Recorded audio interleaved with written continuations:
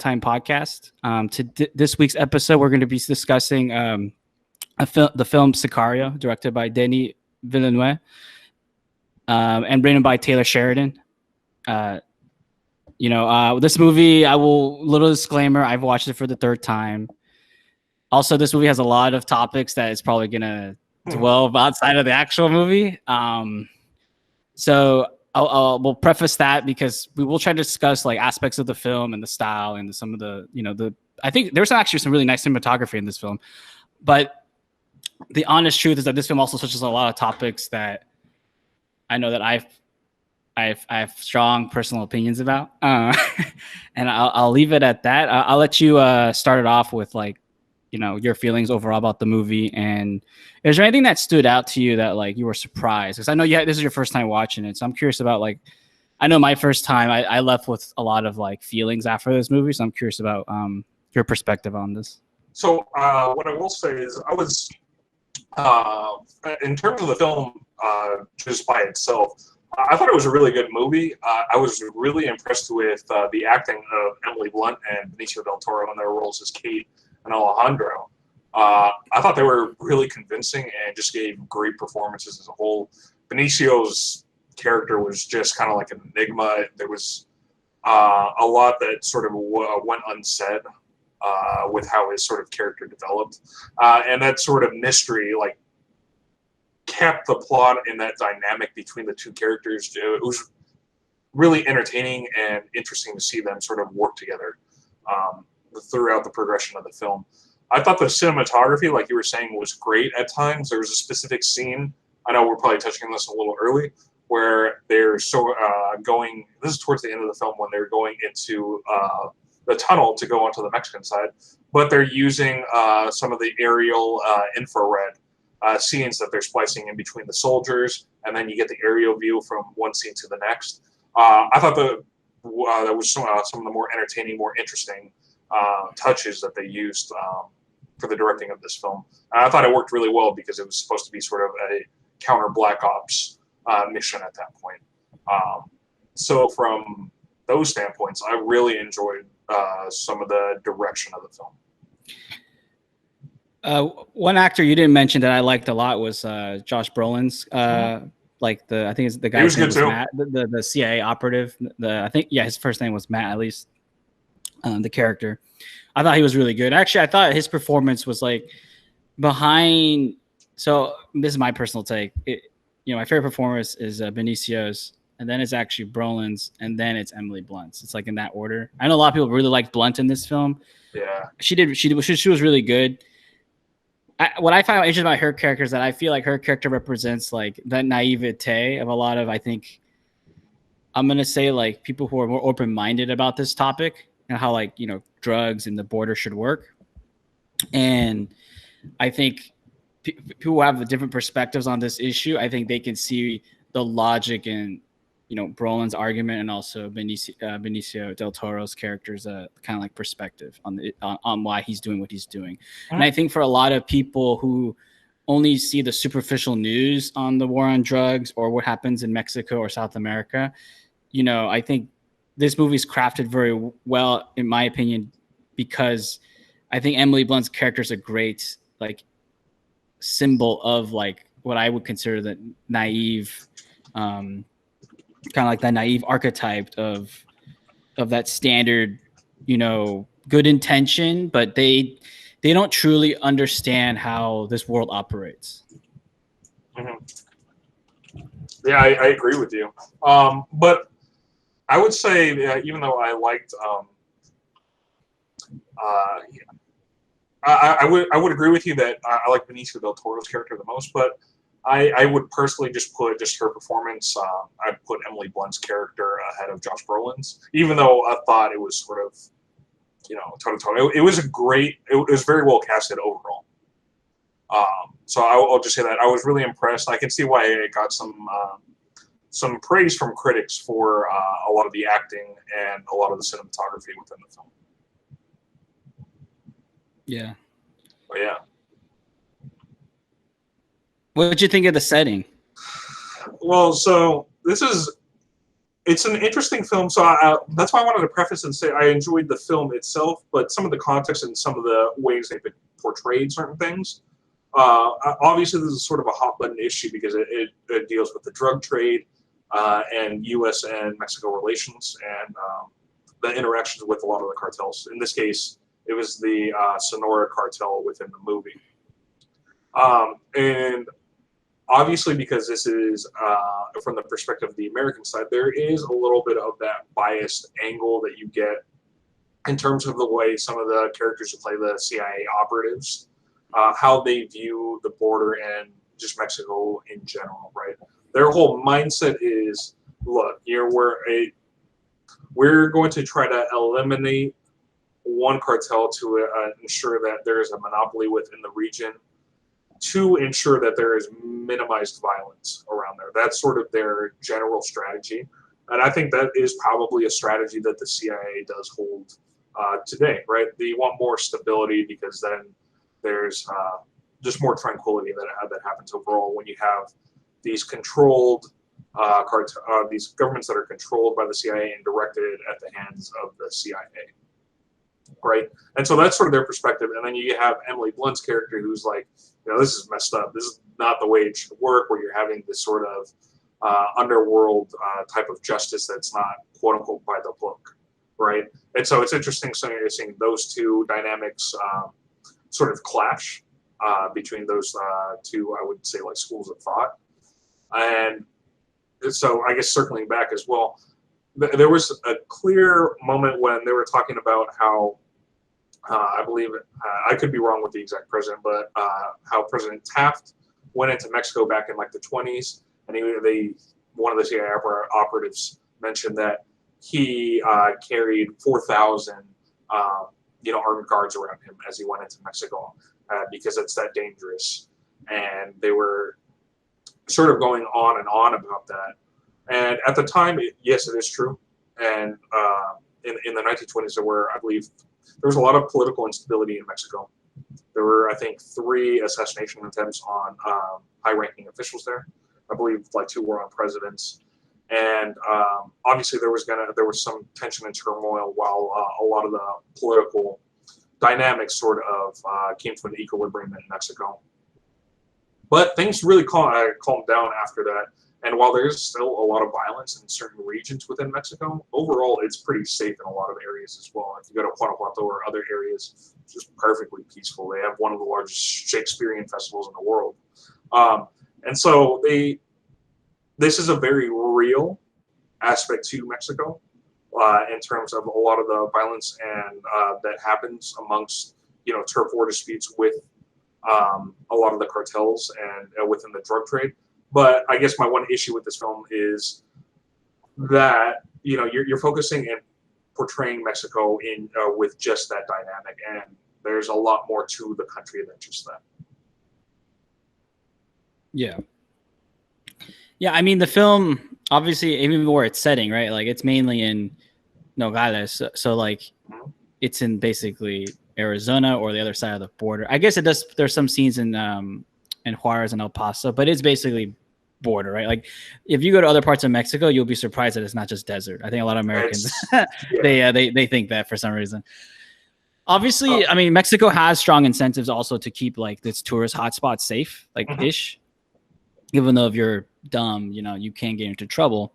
But all those places on like either on the Gulf of Mexico side or even like in Cabo, like it's a moneymaker. Even though I do know that if you go a little bit, you get too adventurous as an American tourist, you better know what you're doing. But I do agree with what you're saying with around like it's usually even like in American media, it's really portrayed a certain way about like how the country operates and also the drug angle. I will say that this movie does a little bit. What I found interesting is there's a little bit about like. It doesn't go further enough because obviously it can't because it's it's a 2-hour movie and also who's directing it, who's writing it. But they do touch upon a little bit of how like it's maybe like the normalization of this corruption that's is slowly deteriorating like the country because I see that really symbolized with the cop character. Like he was not somebody who was like obviously bad. He wasn't killing families. And we know what cartels do some terrible, terrible things. But he was moving drugs, right? Mhm. And at the same time, like I could see how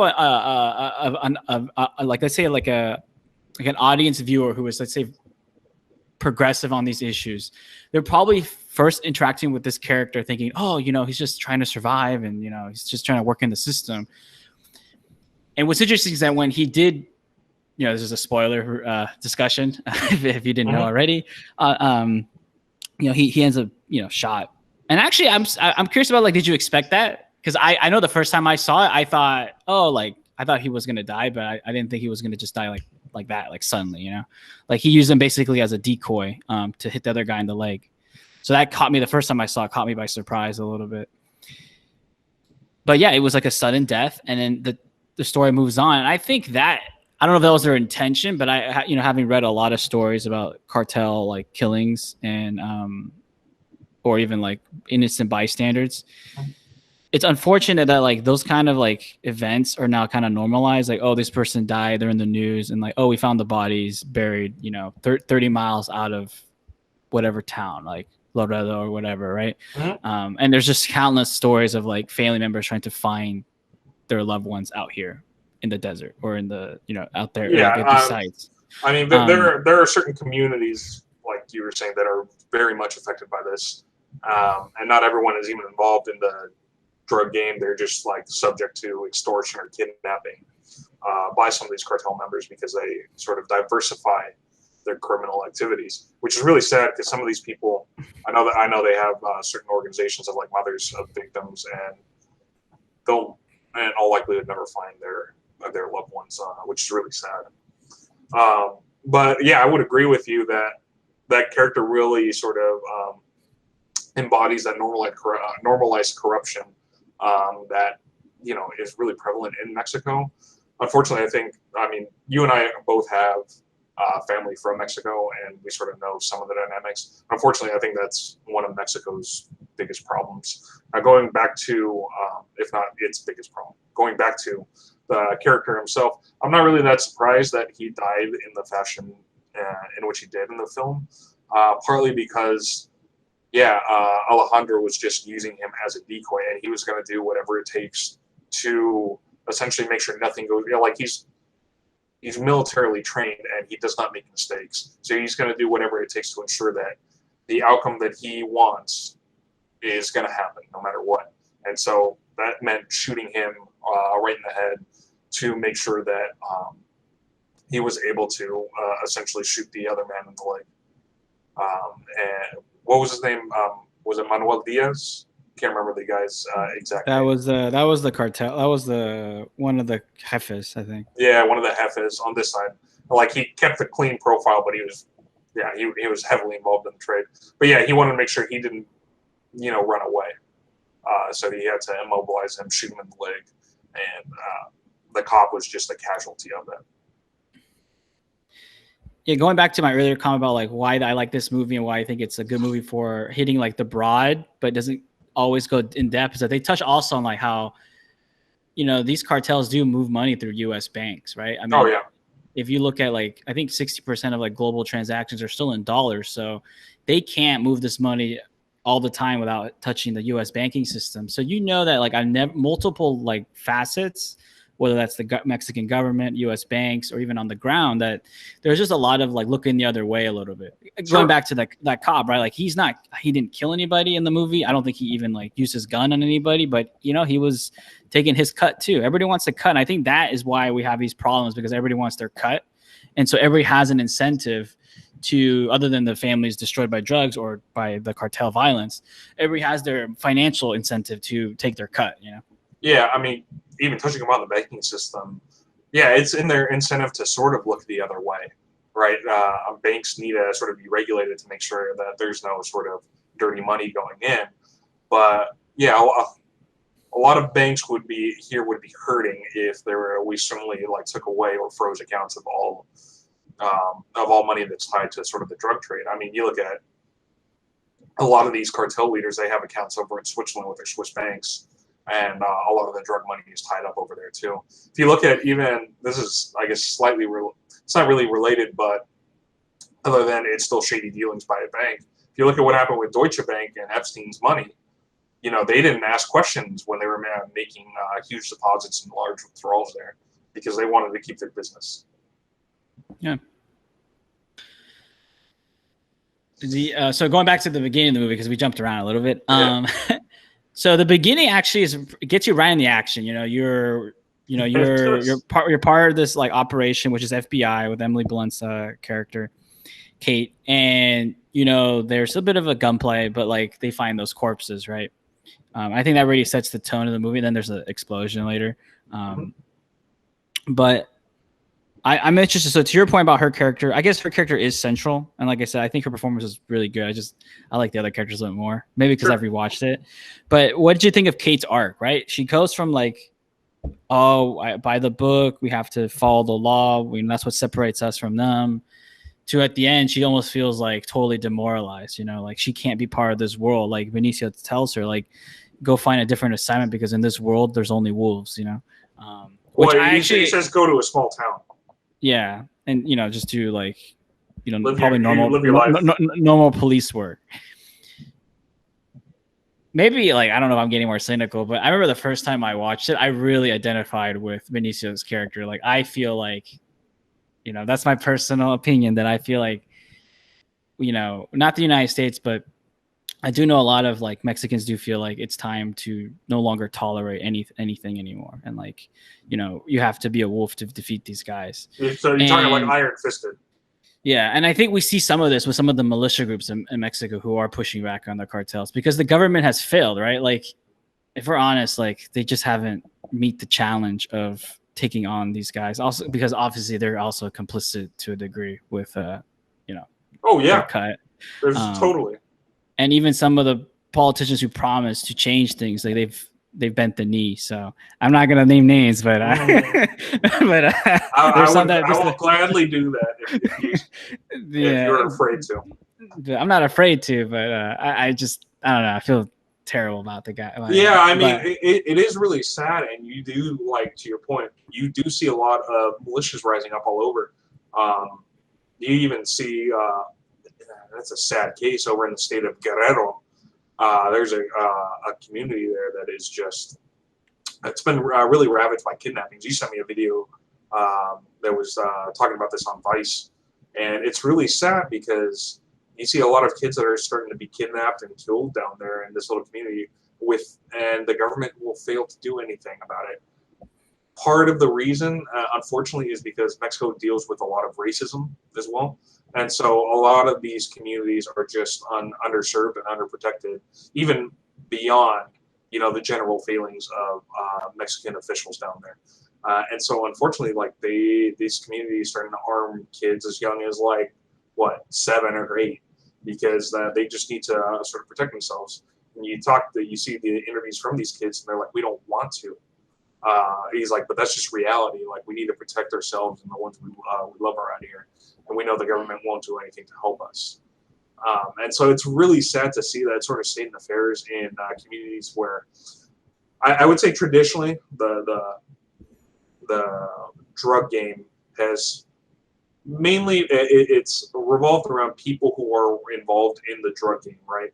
Generally victims were either rival drug members, or they were people who were either directly or indirectly involved with it. Now, unfortunately, a lot of these people who are kidnapping victims just oftentimes get caught up in the crosshairs, right? Where they weren't necessarily a part of that. They just happen to be in a village that is sort of a hotspot for turmoil and competing drug cartels, which is really unfortunate to see.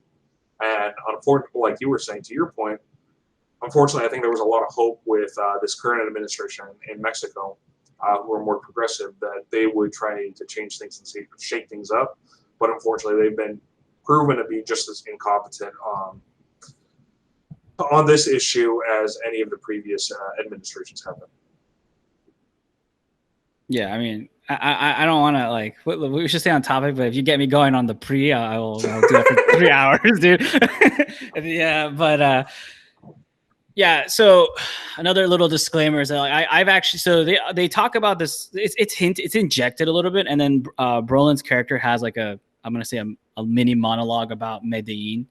Um, my issue with that concept is like they over romanticize. I understand the logic of it, like okay, like you said, like let's consolidate. Let's deal with one bad actor versus let's say six, right?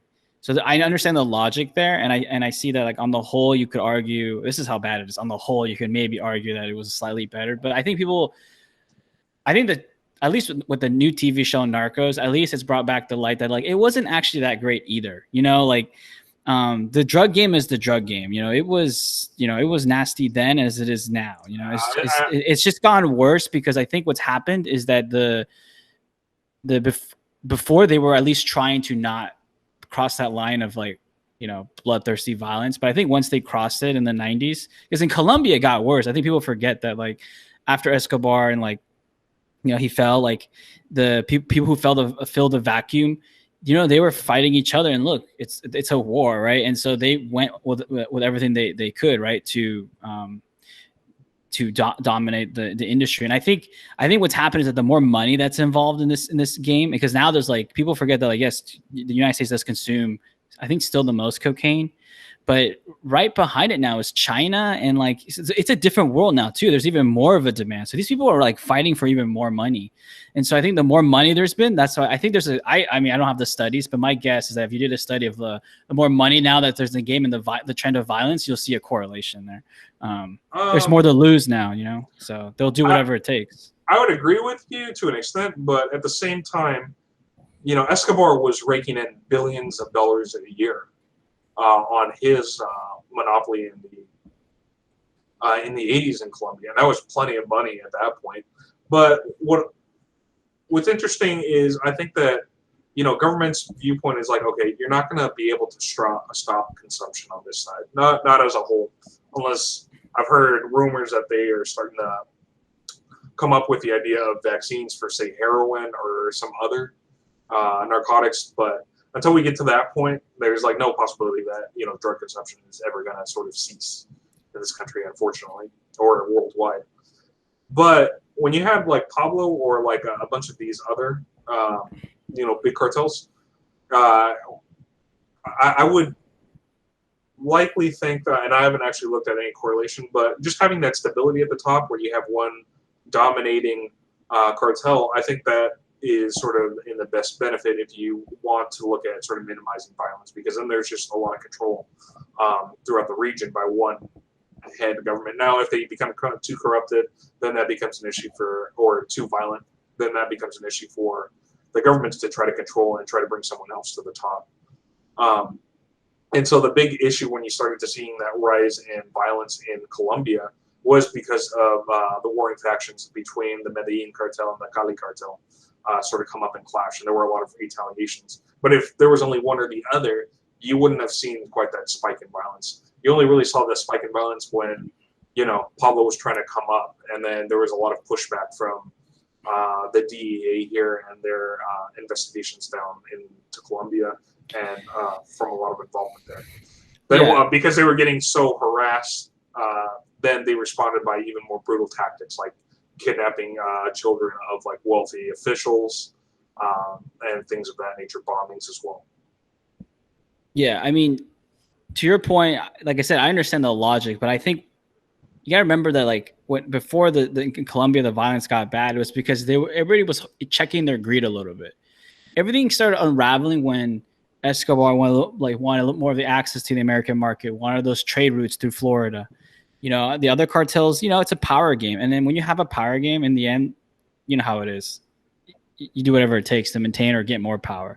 And also Escobar got paranoid. And my whole point is that I think even though they're easier to deal with, I think in the end, where we are today is because of just kind of like it was almost natural for that system to sort of go that route just because of like the players involved, and also the fact that, like, let's be honest, I actually think that the true solution to a lot of this drug problem is actually economic stability and prosperity of these countries, like Latin America, basically. I don't think you can ever eliminate the drug problem, but I actually think that America in many ways has made its own bed here, because by destabilizing those regions over time, they've caused like people to go to this drug game. And also not, I know the U.S. has some blame, but also there's local governments. I mean, I've been to Colombia, and I remember talking to one of the tour guides I had, and he was saying that like, yeah, like I went to the United States to work illegally, and yeah, $1 here goes a long way. Like I can send it to my family, but honestly, like obviously he's illegal, so they don't treat him well. And he also prefers obviously living in his own country. I think that's what people forget too, is that people who like don't know English, don't know American culture, it's not like they're all trying to just, milk the system, like they're trying to escape their circumstance or better their lives. Because a dollar just working minimum wage in the United States goes a long way if they're able to bring that back to Colombia. I mean, I know having visited.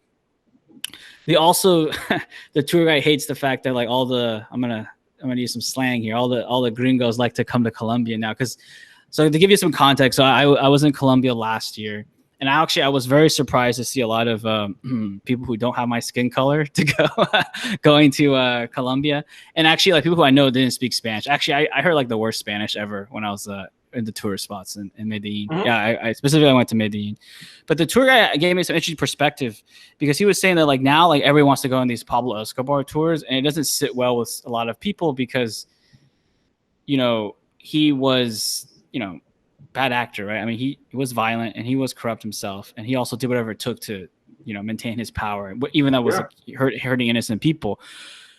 But what's interesting when you talk to Colombians is that they also recognize that the politicians enjoyed it when Escobar would bribe them, give them the money in the mailbox.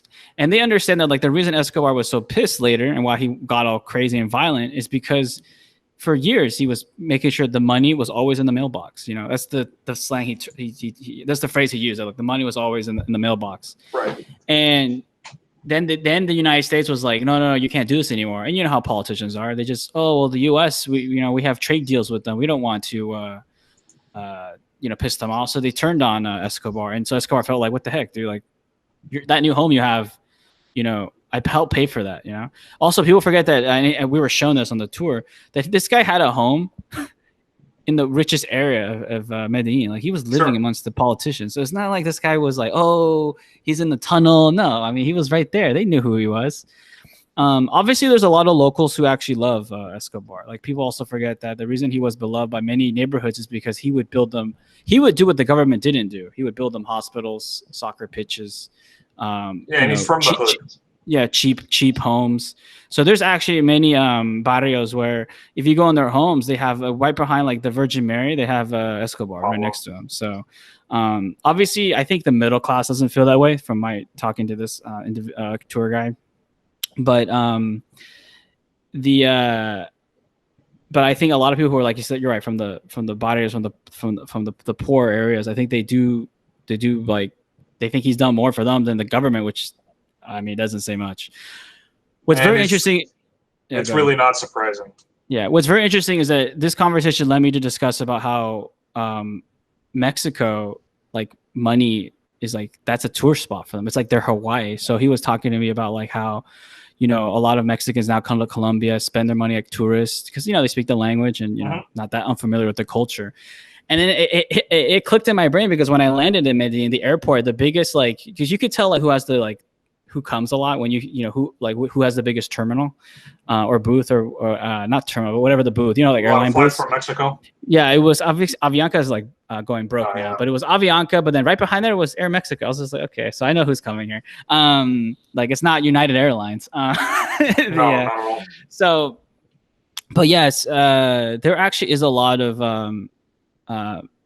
Mexicans who go there for tourists, and some obviously have cartel money, but he was telling me that like a lot of them are just, and this is, I think people forget in America, we're going to get back to Sicario in a second, because they only view like Mexicans as like the people on that bus scene, oh, they're all poor. I don't know what he was telling. I know this, but what he was telling me is that there's a lot of Mexicans with plata. He even told me this. He said like, wow, all the Mexicans have a lot of plata. I was like, well, you should talk to some Americans. They're not convinced they're poor, dude.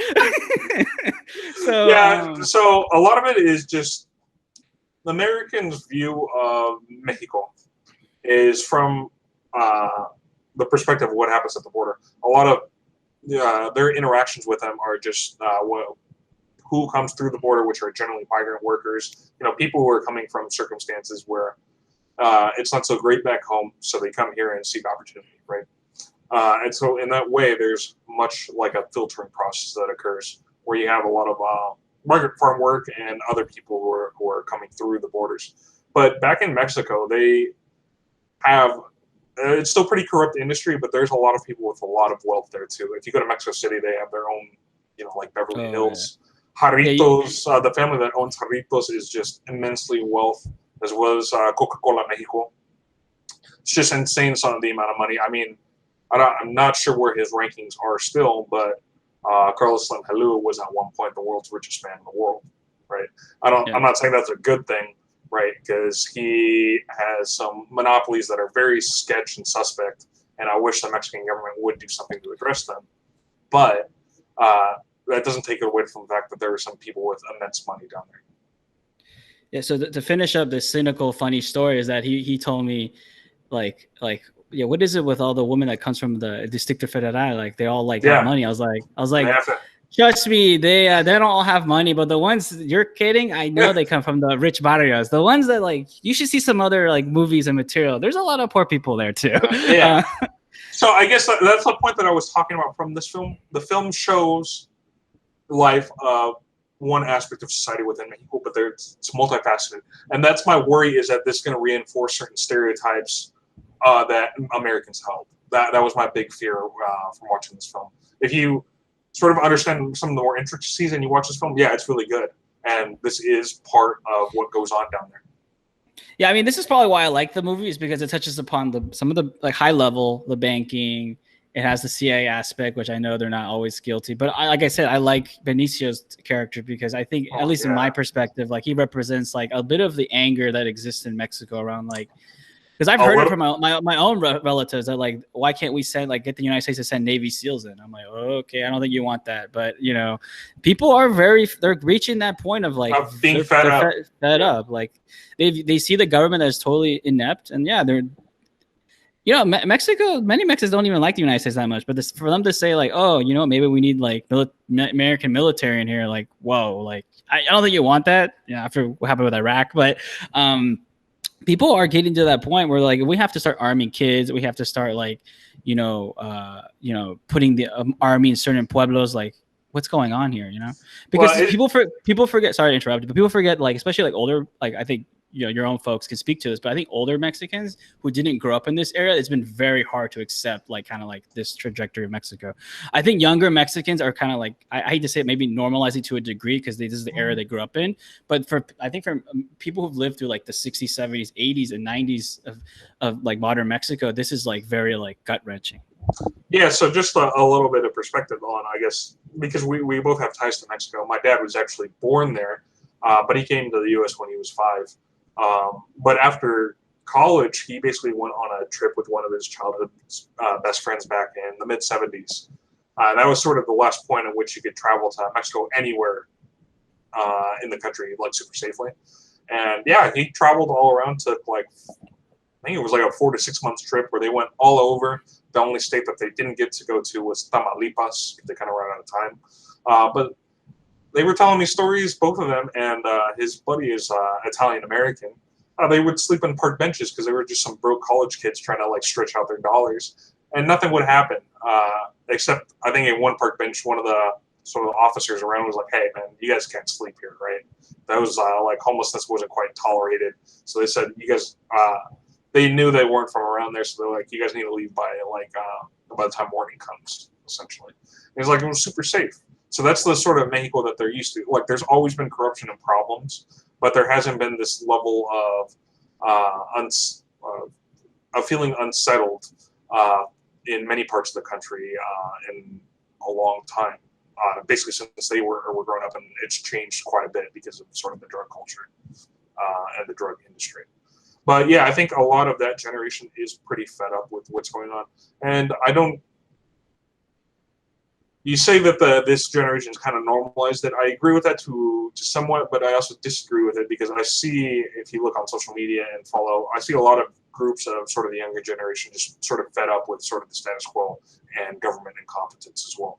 I think that's why AMLO recently got elected in this last cycle, although he has not done much. In fact, he sort of belittled the arming of children in Guerrero, which really did infuriate me from his lack of response there. But yeah, I think a lot of the country is pretty fed up, and I am surprised to a degree, but I'm not surprised that some people would be calling for U.S. Navy SEALs to be deployed down there to try to clean up what's going on. But what they don't understand, unfortunately, down there is because consumption will never go away here, then supply won't subside either to a large degree. Yeah.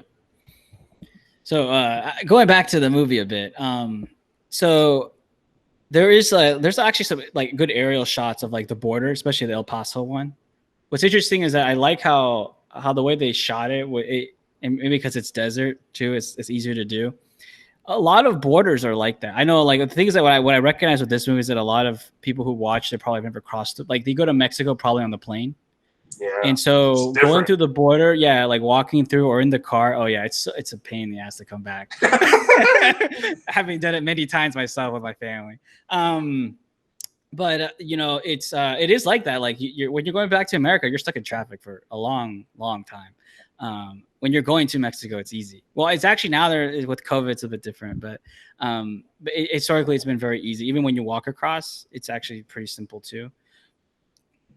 But yeah, I found that to be like that. Those kind of scenes I think are good for the public because I think people think they probably read like this the you know the vanilla sensational news story of like, oh, we found the tunnel in Los Angeles, and yes, there's tunnels. I'm not going to deny there's no tunnels, but I think they forget that a lot of people like they have family on both sides of the border, and like the border thing is just because they live in a there's just a border there, but like for the most part, a lot of people who are in Arizona, they probably have family on the other side, and they probably like do this trip like I'm gonna say once a week, but it's probably like multiple times a week, and so I think people think that like that the people only crossing the border are either illegals or they're just refugees. It's like no, people actually just cross the border as means of like business or family stuff. So yeah.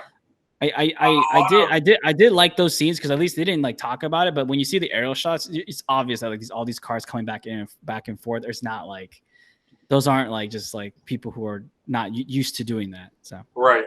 I mean, yeah. There's even a lot. I have family that's actually got down to some border towns in Mexico for cheaper dental, which is actually a big attraction for a lot of Americans and Canadian tourists going down. Really, it was just for like to seek either medical or dental attention, because what it'll cost you like 25 grand here for an operation will cost you like 5 grand down in Mexico. So it's a really big sort of cost incentive. I don't think people quite realize that a lot of people go there to a lot of these towns for that purpose too, from this side of the border. In terms of like, some of that commerce. What do you think of the gunplay in this movie? What are you referring to specifically? I mean, there's the scene where there's the scene in the beginning. There's also the scene in Juarez, and there's also the tunnel scene. The tunnel scene was interesting. The interaction are so. Let's go to I guess start from the beginning. The first gun scene that I can recall from the film happens when they're stuck in traffic at the border, right? And that was pretty unsettling. I mean, they wanted to build up a very tense situation going on there for obvious reasons because they're transporting someone who is associated with one of the cartels. And it was just sort of bang, bang, kind of like split second, which I'm sure it happens in a lot of these situations. And then what caught me off guard was when Emily's character almost got shot and then she fired back immediately. And that was sort of that really set the tone for how the film was going to be sort of laid out. It's just like, you can't really think. You just got to act in these really dangerous situations. Yeah, she shot the. There was a bit of low-hanging foreshadowing there, right? When Benicio tells Kate, Emily Blunt's character, like the state police aren't always the good guys, and she happens to shoot the guy that has like policia on the. Unfortunately, a lot of the policia down there, whether it's a state or federal level, they are on the payroll of a lot of cartels. Oh yeah, there definitely are. But even when they're not on the payroll, let's be honest. Like, there's a reason why if you get pulled over and you take out your wallet and you give him some dollars, you're gonna be driving off. Oh So, yeah. versus like, oh, I'm taking you out to jail just because, like, you didn't bribe me. Um, Hmm. but yeah, yeah. I mean, and even before that, there's that scene at the house where they do the. I guess that's like a short scene, but yeah, that's the first one. And yeah, there's not too much violence in this movie other than like that tunnel one. The tunnel one was interesting because of like, at least two. Like, it's almost like the climax. It is basically the climax of the movie. Hmm. The that vision thing was interesting. Oh yeah. That was a very interesting part of it. Was when you're seeing the footsteps and then you just hear the sounds of you're looking at the through the lens of Emily's character in her night vision goggles, and you just hear some sounds of someone die, and it's almost like you're in like a Call of Duty game or something like that, where you just see like a dead body there through the thermal lens, and it was very from a directing standpoint, it was an interesting choice, but one that was good, I thought, because you are looking at it from the perspective of military members or people who are in the sort of that training. Yeah, because they're going in at night and it's also dark, and also Mm-hmm. those tunnels are dark. I think people very dark. I mean, they put lights in there, but people forget that for the most part to save energy, they turn them off. So like, Mm-hmm. it is dark. So it's like it is basically pitch black. It's if they're not using the tunnel like that night, so they had to use that gear. Like, it actually would have been unrealistic if they were like, oh, we're going in and we can't see anything. But we're hitting all our targets perfectly. Or if it's all lit up, yeah, yeah, unbelievable. So I mean, I like I said, for this movie, it didn't have like, they didn't jam in the violence. It didn't have like its scenes, but it was Mm-hmm. pretty like targeted. Again, like with Emily Blunt's character, at certain points, I didn't have the patience I once did, and I was just like, this naive like agent, just wake up already, Like, some people are idealists, Chris. And I guess that's what you don't realize. Get with the program. I don't like the CIA guy, but look, the Benicio's character Alejandro is telling you the truth, and in the end, like, you're not gonna win by just like, or you're not gonna make any damage by just trying to, because she gets herself almost into trouble too, even though the CIA baited her by going into the bank and like, oh, I want to see the footage, and then like, there's an attempt on her life around the middle of the film by a guy that's on the payroll on our side of the border. One other aspect of this that I want to touch upon, because I don't think it's often mentioned, is that while this film shows sort of the CIA trying to control the narrative and the damage and minimize violence, unfortunately, what they sort of fail to bring up in this film is that a lot of sort of taking a step back, what ends up happening a lot with CIA and military training here is that there's, I believe, an academy, I can't remember what it's called in Georgia, that's the subject of a lot of controversy, where they'll fly in military members from foreign countries, including Mexico and Colombia, in to sort of train their special forces and stuff like that. And it's very controversial sort of academy. I think it's gotten quite a bit of protest. But so they'll train them to like on torturing methods, certain tactical plans, any sort of military training regiment, and then they'll send them back. And the big issue, whether they want to acknowledge it or not, is once they send them back, a lot of these, like especially specifically in Mexico, some of these former our military members, once they retire or they're sort of done with their service, a lot of them join cartels and as either bodyguards, or in the case of Los Zetas, which was one of the most infamous, very violent drug cartels in Mexico, it was the off-branch of the Juarez cartel, the military off-branch, that formed Los Zetas. And those are the guys that are doing some of the most brutal, violent acts throughout the country of any of the cartels. So it's interesting because they're kind of trying to combat and control what's going on and minimize the violence. But in reality, they're actually indirectly responsible for the violence that's going on down there too. Yeah, back to my phrase, I think I'm saying for the third or fourth time, is that like they touch almost like a lot of the bigger topics, but only like superficially. Yeah. Like tap it because they just don't have the time to go in depth, because you're right, the Diaz says like, where do you think we learned everything from? Yeah. We learned it from the people you're working for. And I think, like you said, if you don't have like a bit of the extra knowledge on this, that line just probably goes over your head, or like you just get the superficial, like, oh, America's violent, we're violent, like the cookie cutter. But you're No, right, like, it was literal training.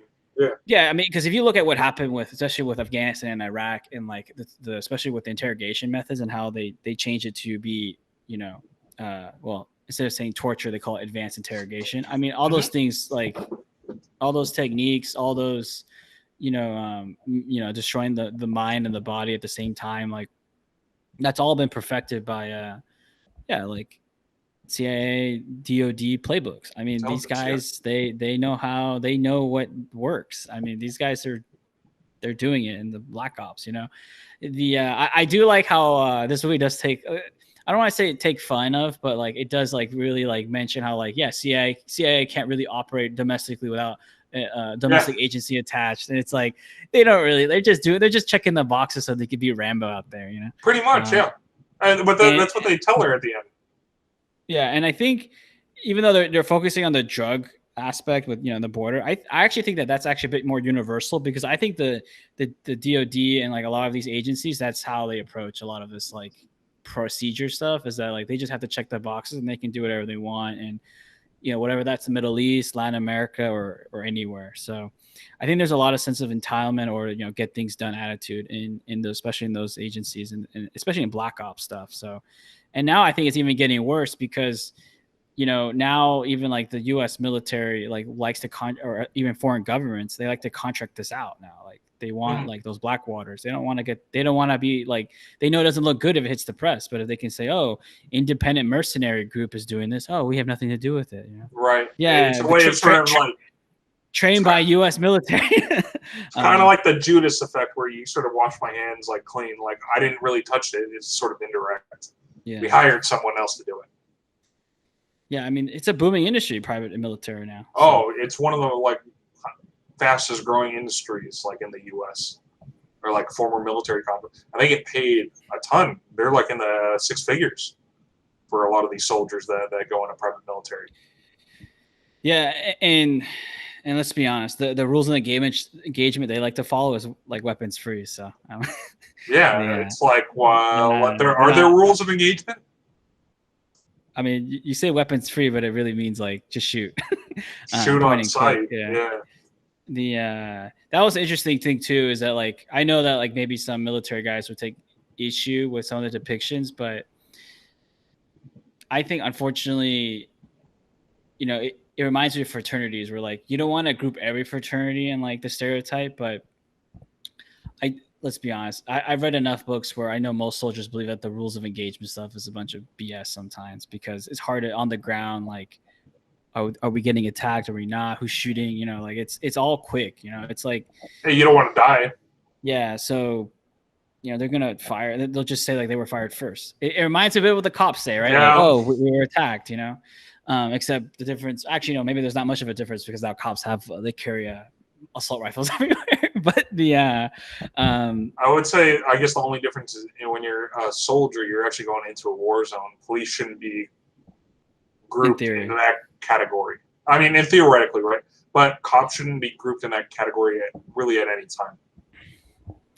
Well, that's for another time. Yeah. But yeah, my whole point was that like, yeah, I think this movie it doesn't like over idealize the U.S. military. Also, don't think it demonizes it to a degree, because I could see how people could watch and be like, "Oh yeah, these are our guys. They're going in hard, against the evil cartel."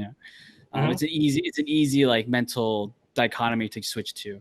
Now, I'm gonna loop to the ending a little bit. What did you think of like when Alejandro goes in, basically Rambo style, and takes out all the guards and then gets to the table, and then because obviously, actually, we haven't mentioned it, but the background on this is that his family was murdered by brutalized. Yeah, brutalized by. It wasn't just a murder; it was killing in the worst way possible to psychologically affect someone. Yeah, and he goes to the dinner table, and I think Manuel Diaz thinks that like, oh, we just need to comply. He's gonna kill me. He's not in front of my kids, but I think he understood at the last moment when when it happened that Mm-hmm. he was going to be the last one to die. Like he wasn't just going to kill him, Well, that's what he did to Alejandro's character, right? Yeah. I mean, he let him live, but he killed his wife and child. So the one thing I couldn't quite figure out, I don't know if they explicitly mentioned or maybe I missed it, is I know Alejandro's character worked for the Medellin cartel. Was he also working in Mexico? I could have sworn I heard something about that, but I was a little confused. Yeah, so Brolin has that speech, right, where Emily asks him, like, oh, he kept saying Medellin, Mhm. Medellin, and then Brolin says, like, well, I say Brolin because he has actual character name, but whatever. His character says, like, Medellin is a concept, right? That it's like, it's like, so the word Medellin in this film is a bit symbolic, right? So Brolin uses it as a way of, like you said, like emphasizing the concept of a centralized cartel. The cop says Medellin because this is my third time watching it, but I think I finally picked it up. Is that I think Medellin was like the nickname given to Alejandro because he was working for the Medellin cartel. And if you link it back to what he says to Emily Blunt's character about like he works for anybody that points him to the right direction, I think he worked for not just the U.S. I think they leave it open ended where like you can extrapolate that he worked with cartels that were the rival cartel, U.S. government, and the Mexican government and Mexican police probably. Oh, okay. Anybody, because he also knew that. Remember when before the torture scene when he did with the cartel member, like the other lawyer, he talks to Alejandro as if he knew him. So I think he's walked all different worlds, which is why I think he's kind of like. He's kind of like where I'm probably maybe this is the kind of like the analogy they're going with is that like if Emily Blunt does pursue this, she will end up like Alejandro in like 5 years, because I think he stepped in so much of this filth that like he can't scrub it off his hands now. Like he is basically a hired assassin. I'll leave. That's actually a perfect statement there. But okay. I think they leave it to interpretation that he worked with everybody except for this cartel, obviously that killed his family. But his main goal is to eventually get into that room and pull the trigger. Yeah, but he doesn't really care who it is. It's super cynical, and like I said, it's the dichotomy with Emily Blunt's character that can't accept this. Like you have to have some rules, some like level of like discipline, right? But Alejandro just says he's a wolf, and wolves are wolves. So yeah, I mean, for Alejandro's sort of mantra, it's like he's going to do whatever it takes for him to get his revenge, right? And Emily can't accept some of the means by which he goes about that. And I think why to give credit to the film, because this is sprinkled in, right? It takes probably multiple viewings to pick it up, right? Like, okay, he talks to the Mexican official as if he knows him.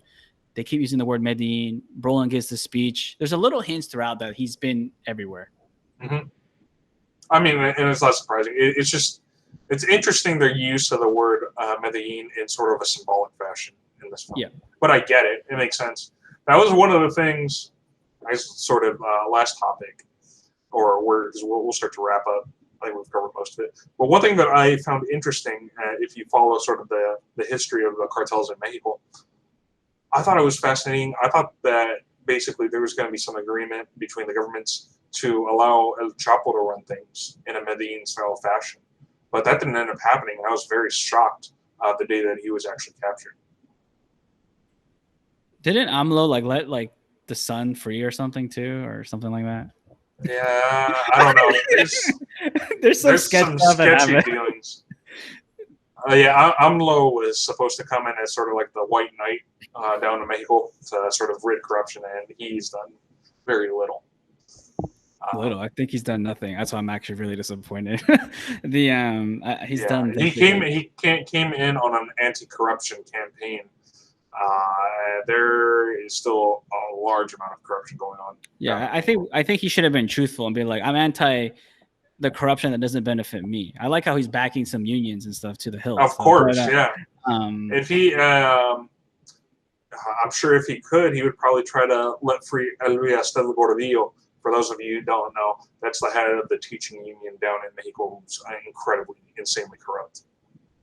Yeah, people think like I have issues with unions in America, but people should look into Mexico to see some other unions, how they operate. I mean, they're just stealing. I mean, I don't want to get on a tangent here, but some of their rules are just absolutely ruthless, especially with it's one thing that really infuriates me with the education system down in Maple. But sorry, we can go on tangents for a lot of different aspects of the society.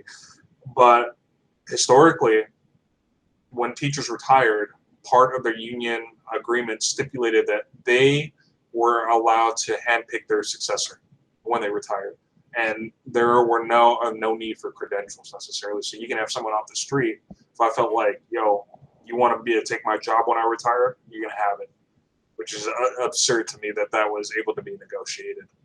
It's nepotism. It feels nepotistic behavior. But at its worst, like that's not even decent nepotism. I mean, that's just totally incompetent. Yeah, that's just like pay me off when you're hired and we're good. I mean, that's pretty much how it works. But anyways, you wanted to. I'm trying to think of anything else. I think we covered everything. I'm trying to think if there's any other scenes. I mean, they covered. It's in Arizona. It's in Texas. I mean, it was just like the opening scene, obviously, that I guess we really didn't talk about, but we talked about it a little bit. But the discovery of all the bodies, it just sort of they wanted to go over the top with sort of the violent tendencies of the cartels, but that is unfortunately how a lot of these cartels operate. It's like if you cross them or they need to take you out, they'll dispose of you in fashion similar to that or worse. Yep. I mean, it's a lot of you don't want to cross a cartel because their methods are absolutely ruthless. Oh, I guess the true final scene is where I found kind of like somberish is the kid playing football, and then like the mother, obviously okay, to give context, I think we skipped this detail. This kid's father and his mother, like his father was the cop that died earlier in the movie, who was basically corrupt himself, but I wouldn't say the same kind of evil corruption as the top of the cartel. No, not at that level, but I mean he's partaking in the system. Yeah, he's partaking, but I don't, like I said, my whole point is that I think he was portrayed in a way that he wasn't like cutting people's heads off, which is such a low, that's actually not even a high standard. It's actually sad. But anyways, the kid's playing the game, right? And he kicks the ball, and then at the same time, like you hear all the gunshots, right? In the like far away in the city. Mm-hmm. I thought that scene was very somber. I thought it was actually done very well in the sense that like it kind of highlights that, yeah, you're watching this movie, but this is happening right now. And like, right now, unfortunately, we don't really see a clear end in sight of this war on drugs, and I'm a little soapbox here. I think a lot of people in DC to Mexico City, they have this is why it's gone out of hand. I think it's because they've all used it to a degree for their own political agendas too. Mm-hmm. And I think it's very easy for DC to demonize people who are trying to like escape this violence or just trying like to, survive, even if they're illegal. I mean, I'm not, honestly, people who know me know that I'm not for illegal immigration, but we need to stop pretending that like all these people are like, bringing the drugs and all this bull crap. But, DC, as much as they're complicit, but also I've noticed like, in Mexico too, they've used it as a way to like, oh, I'm taking on the corruption. We will push back on they all use it and they take the cut on the side. So, yep. Unfortunately, and I think this is why like this war isn't ending, is because also the political wills are not there. People are making too much money off of it. Yeah, it's political capital too, and I think this is across the board. This isn't just DC. I think everybody's trying to, as long as it's not their house getting robbed or their wives getting killed, like unfortunately, they're willing to just tolerate it to a degree. And I think that's the truth. I think there's just everybody's a guilty party. And I think why I like this movie is because at the ground level, it shows that everybody's guilty too. From the CIA to the FBI to the cartel to the state police. The only true innocent people were the mom and that kid. That's it. In this whole movie. Because even Kate, I would say that like, you're trying to be all hero, white knighty, typical, idealistic, get real. And even Alejandro, even though I really sympathize with this character, I probably would be like him if I was in the situation. But honestly, he's still a murderer. I mean, let's just be real, Oh, yeah. I mean, he didn't have to kill that cop, but he did because it was what he needed to do to seek his vengeance. Yeah. So that's my my last soapbox tangent. So. Yep. No, I mean, so what? I guess sort of final thoughts. So, how would you rate this film overall? I mean, I've already hinted that I like this movie a lot. To me, it's a very solid 8.5 out of 10. Like, it's one of the movies that I enjoy watching. Well, I'll preface this. I don't always recommend this movie because I think if you don't have any like context or any knowledge of the situation, you leave this movie going like, oh yeah, it was complex, and oh, yeah, the drug war isn't that simple, but we need to take out these violent guys. I'm like, well, you know what? It's a little more complicated than that, I think a lot of people, unfortunately, they walk away with these kind of movies, like you said, like with some of their already biases enforced, and then like a little bit of like they feel like they're nuanced now. It's like you're not nuanced, because you watch this movie. But I think people who kind of understand a little more the dynamic, I think you get a lot out of this movie. I know I get a lot of it when I watch it, but it's because I've See, I mean, I know the border. I mean, I like my family's from the border, so I think that's why like it depends on the person. So it's a movie that I do recommend, but I don't recommend it like blindly, like I would other films that we've covered. Yeah. So as far as my rating system, I'd probably give it about an 8 out of 10.